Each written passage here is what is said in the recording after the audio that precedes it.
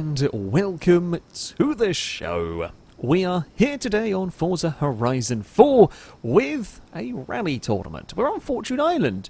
It has been quite a while actually since we have been here, but we are running on a fantastic rally stage, a very challenging, a very demanding rally stage that loops around the back of the island. Now, a very long time ago, we ran a little tournament down here, actually travelling the opposite direction. This is a fun but very difficult to overtake on road and very easy to fall off the mountain. Now, the cars that we have are all built to A-class. However, they've all been fitted with the Turbo Rally engine. Now, this is the 1.6, not the flat 4. That is unbelievably quick. Yes, even the big pickup truck, the Hilux, gets the Turbo Rally. There's a lot of cars get this engine. Now, I'm representing the Talbot, the Sunbeam. I very much like that car. We've got an Abarth. We did have a Mini. There it is. There's the Global Rallycross Beetle, an Evo 6, Renault 5. There's a Mark II Escort. Our first heat is on the grid, though. This is going to be a 1v1 knockout tournament. The winner progresses to the next round. There will be a big 6-car melee, which on this road is absolutely lethal. So it should be fun. It should be fun. Everyone gets at least 2 races out of this. Up first, we have the Abarth, the 124, and an Audi S1. Both fairly sensible cars, actually, in all of this. So we are going to get them ready with the "Oh No" command, which I feel is very appropriate given what's about to happen, and then we shall send them on their way. A good launch between the pair of them. The Audi gets a bit better sort of secondary phase down towards this first corner. Now, if you ideally you want to overtake on this bit, however, there is little in the way of braking there's a little bit in the way of braking zones. The Audi gets huge understeer through that particular corner. We're going to go side by side through the next turns because overtaking on the narrow section is very tough. It's super difficult as the Abarth is going to take the lead. It looks like a proper rally car duel now. I've got to be very careful I don't fly my drone off the side of the mountain. It's easily done. If the races fall off, well, they're in trouble, basically. You will get reset, but you're going to lose a huge amount of time. The Audi's actually starting to close in. Now, you don't want to try and cut that corner. The fence there will entirely ruin your run. You will lose a huge amount of speed. And there are hidden rocks. There is nasty, unseen dangers if you end up across the inside of the road, so you really don't want to be risking cutting any of these turns. Now, we're coming up towards some of the nasty corners. Carry too much speed into these, and you can end up plummeting off the cliff. Oh, the Audi got a wheel over the edge almost. Big jump. Abarth had a horrible landing to that. The Audi found a fence, though. Through this next very tight corner we go. Again, another place we may see some cars escaping the circuit. It's a case of, the Audi's clipped the rocks. I think that might be the Audi in trouble, unless the Abarth goes for a tumble off the mountain in these final couple of turns. It's just the Audi was trying to make up time and just pushed it a little bit too hard. Got a bit too much understeer. And here we head up over the crest. The finish line will be the tarmac as the Abarth got stopped in time for the jump. The Audi is off and away. You can stop, but yeah, the finish line is where this gravel transitions to the tarmac. And the Abarth had a big enough lead it could stop in time. The Audi was just going for it, soared into the abyss. So there we have it. That's the stage. The Abarth is the first car through to the next round. So, we move on to our second heat, and while it might look a bit of an odd matchup, this is a terrifying heat. We were all very glad when these two cars got drawn against each other. In a brief bit of testing, both these cars looked immensely fast. The Evo 6, perhaps not surprising, generally a very good A-class car. The Mercedes was not necessarily the thing I would expect to be super quick, but yeah. I think it might, looking at those tyres actually, I think they're the off-road racing tyres, which are slightly better than rally tyres, normally go on SUVs. So that's probably why that car's quick. I mean, it's bigger and heavier than the likes of the Evo, might struggle a little bit in the very twisty sections, however, it's still one to watch out for. Someone forgot we were doing the ready commands. Well, they are ready now. They are ready now. Let us launch the pair of them into this race. It's a pretty even start between the pair of them. The Mercedes got the slightly better initial jump. The Evo's now fighting back as we head towards the first corners. The Mercedes is going to go the long way around. That is a tough move around the outside of, well, 2 corners pretty much. That's a lot of grip in that Merc, and it will take the lead through this first section. Is the Evo going to have a dive? It tries, it gets to the door. I mean, you want to get that pass done here. If you can get the pass done on this section of road, that's ideal, because it is going to now be tough work for that 6 to find a way past. Now we head on to the narrow stretch of the road. Of course, this may be where the Mercedes is a little bit more of a handful. It's bigger, it's heavier, well, it's a much longer car. It's not as easy to thread through these corners, perhaps, although it does seem to be doing a mighty fine job indeed as we run over these next crests. But you've got to keep it mistake free, and of course the car behind is probably going to be pushing maybe that little bit harder because it's got slightly less to lose. Don't run too wide. That's 2 times out of 2 we've had cars get mega close to dipping a wheel off the edge of the cliff there. This is a deceptively tight corner. The Merc is a little wide through there. Nothing terrible, but it is a smidge wide. It clips the fence, as does the Evo. Oh, that nearly brushed the wall. The Mercedes has had a bit of a struggle. Let's say a little bit of struggle. Just slightly out of position through a couple of these corners. The Evo's going for it, but I think the Evo might have run out of time here to do too much about that Mercedes as we head up the crest towards the finish line. The Merc's got some serious straight line speed. I can't catch it. The Mercedes takes victory. The Evo will come home in second place. It was a good fight. The Evo was desperately trying to catch at the end. It just ran out of time and in the end ran out of grip to do much about that Merc. So we have the big estate car through to the next round, wherever it might have ended up. So, on to our next heat in another bit of an unusual matchup. Now, the Escort, certainly no surprise seeing that go down a rally stage. The Countryman, I guess there was a rally version, but it's not... Was it Countryman or was it Club? I don't even remember. It's a bit of a hideous thing, but it too, I think, has those off-road race tyres that are marginally better, which could give it a chance in all of this. Of course, again, probably a fairly similar story, a fairly similar matchup in some ways, as we saw from the Mercedes and Evo. You've got probably a more powerful Mini, but a bigger and heavier Mini. So if it can make the most of its power, it might do well. The Escort with a fantastic start. The Ford launches itself off the line towards these first corners, and that is, well, going to be good news for the Ford. It's got to get through these turns, and if it can stay ahead, it will be very difficult to pass. The Mini looks pretty good through the turns, although it takes a bit too shallow a line through all of that one, runs out of speed. The Escort is going to defend up towards this next corner. Oh, the Escort's on a slightly funky line. All of that clatters the side of the Mini, and the Mini will come out of that unscathed. It's easy to misjudge the road around here. There are crests, there are bumps. It's now actually getting a smidge dark. The Mini is in a little bit of bother out towards that rock face. Don't clip the fence. The Mini does well to avoid all of that. The Escort is starting to flag behind just a smidge, although a lot can change. A lot can change through here. One corner, well, one little mistake. I'm amazed we haven't seen any. We've had a couple of very, very close calls with cars dipping wheels over the edge. On especially this corner, the Mini's gone, the Escort's gone, they're both off. They're both off into the scenery. Of course, the curse of the commentator struck. The Escort got reset pointing the right way. I mean, they're going to carry on basically at the same sort of distance. Oh, if the Escort hadn't run in too fast through there. It's running too fast through the next corner, though. That's an Escort gone. That is the Ford out. Now, I mean, you never give up with these. You never give up because you never know what the other car might end up doing. There are still places where things can go wrong for the Countryman. However, you're likely to play it a lot safer now. In fact, actually, it is out of the worst of the technical sections. The Countryman heads up over the crest and will head towards the line. It could have been a very different story. Mistakes for both cars in this. In the end, less mistakes from the Mini.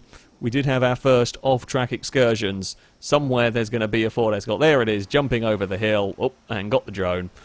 Didn't quite get it going in time. Says unlucky. The Escort just pushed a little bit too hard on that reset and couldn't get it stopped in time. Both fell off, but the Mini makes it through. For our next heat, we have a little bit more of a usual, perhaps, matchup with vehicles. We have a Abarth, the 500, or the 695 actually, and we have got the Global Rallycross Beetle. Both potentially quite quick. The Abarth may be a little twitchy. The front-wheel drive to all-wheel drive conversions, especially on a very short wheelbase car, may cause problems. We will have to wait and see on that. It is, pretty crazy light. Both of them are likely to be quite light. The Beetle is, at the end of the day, designed for this kind of thing. it should be interesting to see how these vehicles go. Both have got curious wheels, shall we say, but let us launch and send them on their way. It's a good start for the Abarth. It will take the early lead, but it isn't enough to get across in front of the Volkswagen for these next couple of corners. The Volkswagen will get that position. The Abarth looks like it may have a little bit more understeer through these corners, but might have a faster top speed. Now, the top speed is helpful if you are close enough for that run to the finish line. In some ways, simply out-dragging a car is easier than overtaking, certainly, around this road, although we will have to wait and see how things pan out. We certainly haven't got to a point of a drag race down that final straight. Beetle is a little wide, although has a much better exit than the Abarth. They're still very, very close together at this point. Now, once more, mistakes will play their part. The Beetle takes out the fence, the Abarth follows it, and they both get slowed down about a similar amount, so no real harm done at this particular point. I mean, the Abarth's not... You don't have a big enough braking zone, or a little twitch over the crest. That is... Short wheelbase cars can have that problem. Sure, you get good turning and whatnot, but sometimes you get a little bit too twitchy, which is not necessarily what you want, just sliding around in the Abarth over the big jump wheel, well, the biggest jump on the actual stage, barring the one after the stage. Oh, the Beetle got things all crossed up. The Abarth desperately tried to get that pass done, couldn't make it stick. They're both carrying a lot of speed through here. There's a little bit of paint swapping. The Abarth is trying to go around the outside. If he can keep it on the road, it might be an amazing overtake. It can't make it stick quite. Now there's going to be that drag race, but the Abarth slipping and sliding, and there's not enough grip out there. The Beetle, I think, is going to take this unless it has a massive problem. Up over the crest we go. Fantastic end to that race. The Beetle takes victory. The Abarth comes home in second as they fly into the distance. What a brilliant race. Absolutely fantastic race. The Abarth so nearly got it on that back part of the circuit. It just couldn't get its pass completed. A very, very good effort. A very entertaining race from both of them. The Volkswagen, that'll go through. Well, we are back to the unusual matchups, as of course is the FailRace way. However, tackling the rally stage now, we have a Hilux and Datsun. What more could you ask for it? You got the Fairlady Z and, yeah, a massive Hilux. Of course, lots of weight, massive tyres. Not much weight, probably less power. Smaller tyres, still quite decent. It's going to be an interesting one. The Hilux is very different to actually everything, pretty much, that we have here. It's just a more extreme version, almost of the Merc and the Mini. Let us get them ready to launch their vehicles towards the first corner. The Hilux is one of those that could be fast if things go wrong. It's a great start for the Fairlady Z. That will take the early lead. Now, the Hilux's strength is probably, weirdly, going to be corners. I know it sounds a bit strange, but this is something we've seen. Massive tyres are good on Forza. Massive tyres make the vehicles very quick in the corners. My concern with the Hilux is so much weight, and we're all got the same engine. Might struggle a little bit with top end as we're still side by side. It's a great drive around the outside. The Hilux's grip is fantastic. It will take the lead. Now, what the Fairlady Z needs to do... Oh, the Hilux is on two wheels! It nearly fell off the mountain from going on two wheels. I mean, I was about to say what the Fairlady Z needed to do was be in the right place to pounce should any mistakes be made, which it was, or for that run to the finish line. If it could be in exactly the right place for the run to the finish line, it could outdrag the Hilux probably, but it's got the move done after the Hilux made a little mistake. Now it's all on the Toyota. It's got less of a concern about street furniture. I would say street furniture, but fences, rocks will mostly get out of the way of the massive truck, and we've seen it's immense in the corners. If it can do the move that the Abarth couldn't last time around, I mean, it might have the grip to make that stick somewhere, but it can't get alongside. It's run wide, it's clipped the rocks, and I think, barring a big mistake from Fairlady now, that is unfortunately going to be the Hilux out of this heat. It was pushing, it was bloody good through these corners, but it is so tough to overtake as we head up over the crest. Unless there's suddenly a warp speed Hilux, the Nissan will take victory. There goes the Hilux across the line as they soar off into the abyss. A great race. Fantastic race, that one. The Hilux put up a really, really good fight. In the end, that two-wheel moment, that little mistake, and it was just chasing the race. And after that, couldn't find a way past. The Fairlady Z is through to the next round. So, after a brief pause for nighttime, we resume in the early hours of the morning. I have got my Talbot ready to run. The Transit is desperate to be involved up against a Renault 5. We've got kind of two small, historic, classic rally cars. Both could be quite fast. The Renault might be twitchy. The Talbot can be a bit twitchy as well in this. I have run the Sunbeam before in a different guise, different build in A-Class. I know it's a pretty solid car, so I'm hoping for good things. It's light. It has a couple of engine upgrades into it. We are quicker than the Renault off the line. We are very fast, actually, up towards this first corner. Now, the downside of the Talbot is it's a bit understeery. Quite a bit understeery. In fact, it doesn't have the biggest front tyres, so I've got to be careful that I don't crash off the mountain. I mean, I'm at the point currently, we have got quite a nice lead going up through this first section. I've got to try and not make any silly mistakes. It's the worst thing, in some ways, it's the worst thing being the leader, because, I say that's perhaps a little bit wrong, but I can't afford to make a mistake. Nothing worse than falling off when you have a nice lead. When you're in second, you know, you've got to push. You've got to, give everything. Got to give everything anywhere, but, yeah, I'm a little nervous because this road bites.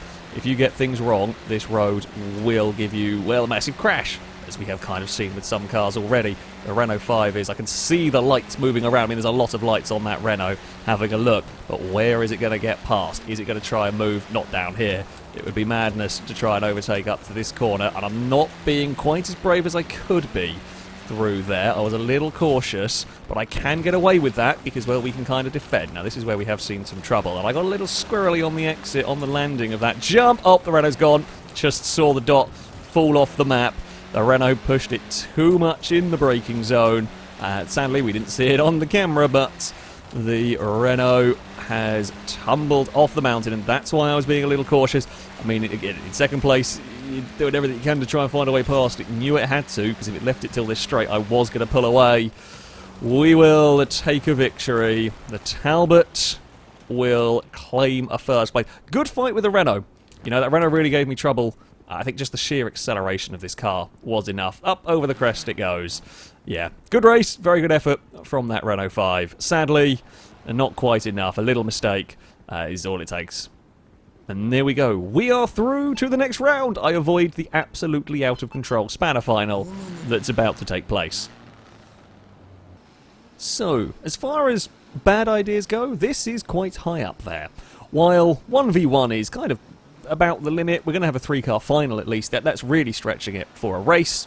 The spanner final, 6. 6 cars are going to go running down one of the narrowest, twistiest, nastiest of rally stages. Someone's falling off. There's no chance they're sort of making it to the final, to the finish line with no one falling off, but it should be a spectacle, and that is the important thing, I guess, at the end of the day. We shall get everyone ready. I saw that, Ewan. There was a little cheeky shuffle forward.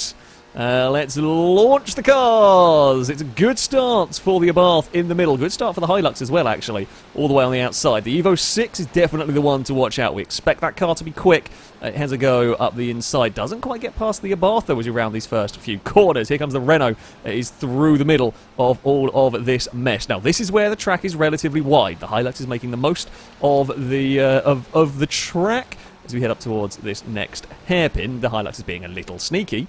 We did say it was slightly more lenient on the old track limits by virtue of 6 cars on a very narrow mountain pass is a dangerous idea. The Escort's trying to look around the outside. The Hilux can't make that corner again. The Escort's found the fence too. The Escort will drop to the back of the field. Now, will we see any overtakes down the mountain road? This is the big question. You're going to have to pass something if you want to make your way through the field. You don't have much time either, of course. The Renault 5 is looking to the outside. That's super dangerous. I applaud the effort. Christ, nearly worked. Abarth is being very twitchy. The Renault's run out of space trying to get past and loses out big time. Here comes the Audi to the inside of that Abarth. If it can make that stick, it'll be a great pass. The Fiat's in trouble. Oh, it stayed on the road. It hit the wall, but stayed on the road. The Audi's up to third. The Hilux has had a dive. The Hilux might have pushed the Evo off. So the Hilux is going to stop and wait for the Evo by virtue of, well, it was a hit and run. At that point, in fact, it was basically attempted murder at that point. And that will put the Audi to the lead. The Audi's passed. In fact, everybody's fallen off behind to the point where the Escort's in second. The Evo's just fought its way past the Abarth. I've lost the sight of the leader. There it is. The Audi is going to win by virtue of not crashing and not being involved in shenanigans. The Audi takes a victory in the spanner final. The Escort takes second. somewhere over the hill, there goes the Evo 6. We saw it far up the inside of the Abarth and got the move done. The Evo takes third. The Hilux, it was quick. It had a chance. It went for its chance. It just couldn't make it work. It just couldn't make it work in the end without forcing another car off the track. That is a shame. It was a fantastic Spanner final. And in the end, the Audi's incredible pass, the Audi's very, very good pass to take what was third at the time, made all the difference. Yeah, the S1, that will be the victor of the Spanner final. So it is on to the semi-finals. Up first, we have the Not-So-Mini and the Abarth. Should be interesting to see how these two match up. As we've seen, the Mini has some pretty good tyres. Got a little bit lucky in the first round. They both fell off, well, both cars fell off against the Mini and the Escort. So we'll see if mistakes play a part in this or not. Yeah, we'll send them on their way. I'm not sure. This is a tough one to call. As I said, the Mini has got very good tyres, but I think the Abarth is a better car overall. It's only one way, of course, to find out. It's a good start from that Mini. It has got the acceleration. So I'm kind of surprised, but I guess, again, it's that little bit more power from the Turbo Rally. The Abarth is out very wide through the first corner. Now, that's not what that car is going to want, although it's got much better line through this next part and reels back in on that massive Countryman. Will you find a way past the Mini on the twisty section? That's the question. The Mini actually takes a very funky line through all of that. It will be slow on the exit, but is just far enough away. You're not going to have a big dive down here. It's one of your better, possibly better chances, barring mistakes. Now we're into the narrow section. And now the Abarth is going to have to overtake. It can't just sit on the bumper and try and out-drag the Mini to the finish line. Oh, big mistake for the Countryman. It took out the fence. It lost its momentum. That is absolutely what the Abarth wanted to be able to do. And now it's got to try and pull away. It wants to pull as far away as it can through these sections. Will the Mini make that mistake chasing the Abarth? Gets a little bit of a twitch over the crest. Now, I thought the Abarth was going wide. It holds it, though. The Countryman is all over the back of that Abarth. Can it find a way past? They're airborne. That's going to be a brave dive if you went for that. The Abarth gets his stop. The Mini takes that tighter line, but it's not carrying enough speed at the moment to find a way past. There's more fences. The Mini gets a huge slide. We've seen a few cars get trouble in that section, very similar way. The Mini keeps it out of the wall, but loses that little bit of time. It needs to be closer if it wants. Oh, it's gone wrong! The Mini's gone very wrong. The Mini's off the mountain. The Countryman's gone. Oh, there's a big crash as well. The Countryman's off. The Abarth takes victory and is through to the final. It accelerates with a big old flight through the air. What a crash. I mean, if things go wrong, at least have them go wrong spectacularly. And things went wrong. They went wrong spectacularly for the Mini. Oh, what a crash. I say, well, it's 2 times out of 2 the Mini's fallen off. Yeah, I think that's just pushing too hard at the end, trying to make up a place somewhere, or just trying to be close enough for that run to the finish line. Fantastic race, highly entertaining, and a rather spectacular crash to boot. So the lightning has certainly begun for this second semi-final. The big Mercedes estate car is up against the Global Rallycross Beetle. Both cars look pretty quick in their kind of qualifying rounds, if you like. I still think the Mercedes might be the car to beat. However, the Beetle the Beetle is easier to drive quickly than perhaps anything here, which is a very useful skill to have on this road. If the Beetle gets ahead, the Merc might struggle to find a way past.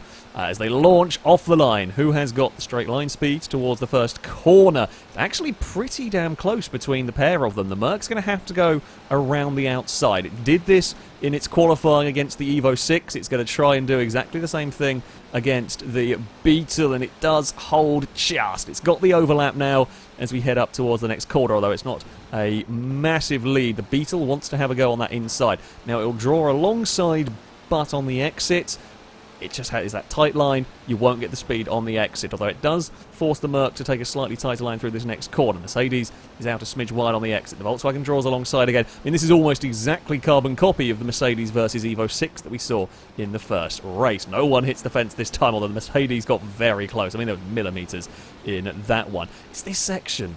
The Mercedes just seems to have the power almost to pull away from the cars it's racing against. I thought maybe it might struggle on these twistier parts, but apparently not so much. See, the Beetle is likely to be braver here. That's actually a lovely corner from the Volkswagen.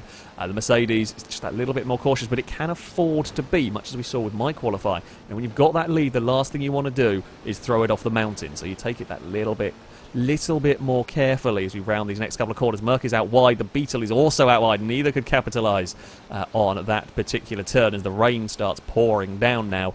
We've only got a couple more corners to go. Unless the Beetle has a crazy hyperdrive button, it doesn't look like it is going to be able to quite do anything about that. The Mercedes will take victory. That is through to the next round as off they go. Oh, well, that one's gone into ghostly mode. A good fight. A good fight. The Beetle just couldn't quite keep up after that opening section. The Mercedes looks fearsome, and that is through to the final. So, we are on to the last of the semi-finals. It is my Talbot versus the Fairlady Z. I am hoping I can win the run into turn, well, 1 and 2. If I have got the speed, if I've got the acceleration that I think I'm going to have in this car, I might be pretty good. However, afterwards, we've got to try and hang on in the grip department. We launch, it's very even between the pair of us. I just have, is that grunt from like 3rd to 4th is where the Talbot absolutely flies, which is fantastic, but I know that's where my car is strong. I mean, 3rd, 4th, thankfully, is where we're using a lot of the rev range, but I suspect that Fairlady is going to be quite grippy. It's going to have bigger tyres than I do. It's got the wide. I have the wide body kit on mine, but it still doesn't give you that greater a tyres. And I know I'm a bit understeery down this road. And once again, oh, that's quite understeery. A little bit of a grab of the handbrake there. This is where we've got to be careful. And now, as we saw, overtaking is difficult if you don't make a mistake. So we've got to try and not make any mistakes. We don't clip the fence through there. It's a good start. Now, most of these opening corners here are very quick, close to flat out. We're being a little bit braver. Don't get the Talbot twitching. Don't brush the wall there like a muppet. That's far from ideal. This is where you fall off if you're too brave. This is definitely nowhere near a flat out corner. To see the Fairlady closes in through this section. It is a slightly better handling car than mine, I suspect, but where do you find a way past? And where do you find a way past against such acceleration? It's a little nerve-wracking at the moment, because I know one wrong bump, one wrong gear almost. Thankfully I got away with that, because the Fairlady was sliding about a bit. I've actually jumped a bit too far across the inside. The Fairlady followed, so no real advantage gained or lost there. It's now just that drag race towards the finish line. It's there, but it doesn't have the straight line speed. We can pull clear again, not by much. We will take a victory. That's a good race. That was a tough victory. Oh, we made it a long way. That was a tough 4-4 victory. Again, it's the same as I had in my qualifying round. We get the launch, and then I've just got to hold on. Just got to hold on with the Talbot. We're through to the final, at least. So, we are on to the final. The Talbot has made it all the way. It is up against the 124 Abarth and the Mercedes. Now, I am quite scared of that Merc. I think I can out-accelerate the Abarth and make it difficult for it to overtake me. I don't know if I can do the same against the Merc. And I think it out-handles me. So, this might be difficult. Or, me and the Mercedes are going to race each other so hard that we both fall off and the Abarth wins. Also, quite possible. I've just realised I'm not doing the go commands, so we'll beat the horn. When the go command appears in chat, we will be off and underway. Actually bogged down ever so slightly. Do I outrun the Merc towards this second corner? That's the important thing. It does. The Talbot will lead the way, but gets massive understeer. That is my downside. That is the Achilles heel of the Talbot, is it understeers like a ferry, and that's far from ideal against the Merc that we know is very, very grippy. Now, if the Abarth gets distracted fighting the Mercedes, that would be wonderful. The rain is just going to start falling. Please don't do that. I already have enough grip. Yeah, if them two can fight one another, they are going side by side at the moment. That would be very good news indeed. Come on, use that acceleration because the Abarth is alongside. Yeah, see, we've just got that drive. It is a good-looking order behind me if they can keep fighting. The Abarth desperately looking for a way past. You just see the nose from time to time. Now, I've got to be brave here, to an extent anyway. Not to the point where we fall off, but we have definitely got to be mega brave on the brakes. The Mercedes has had a problem by the looks of it. It's a little way back. That was better from me, but the Abarth is still coming. It's going to get the nose alongside as we take the jump, but where does it find a way past? I've run in very deep through there. They're still looking, but I can't. Oh, I've got to be really careful we don't end up in the rock face, but the Abarth can't go too brave on the outside of me there because it ends up in the rocks as well. We are struggling a little bit through here. It's going to come down to the drag race. Now that, I think we can win. The Merc's coming back into the fray as well. Can the Merc get second on the run to the line? I don't know if it can. We are going to take victory. The Abarth gets second. The Mercedes will claim third. Oh, good flip. A flip for victory from the Talbot. Guys, the acceleration. The acceleration is what does it. It is not good through the corners. I say it's not good. It is good through the corners, but it is beaten by the Abarth, beaten by the Mercedes. They just never quite get their cars in the right place to look for a way past. God dear.